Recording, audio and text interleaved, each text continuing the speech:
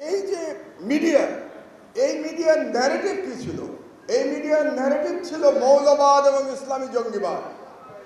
এই দুটো শব্দ ফেরি করে এই মিডিয়া বাংলাদেশে একটা অ্যান্টি ইসলামিক, বাঙালি মুসলমানের ঐতিহ্য, বাঙালি মুসলমানের সংস্কৃতির বিরুদ্ধে একটা আবহ তৈরি করেছে বাংলাদেশে। এই মিডিয়া দুটো শব্দ ব্যবহার করে, মৌলবাদ এবং ইসলামী ইসলামী ইসলামী জঙ্গিবাদ। এটা হচ্ছে ভারতীয় হিন্দুত্ববাদী প্রধানমন্ত্রী মোদির ন্যারেটিভ। তাই মোদির ন্যারেটিভ বাংলাদেশে ফেরি করেছে যে মিডিয়াগুলো, সেই মিডিয়াগুলো এখনো কিন্তু তাদের ক্ষমতা নিয়ে টিকে আছে।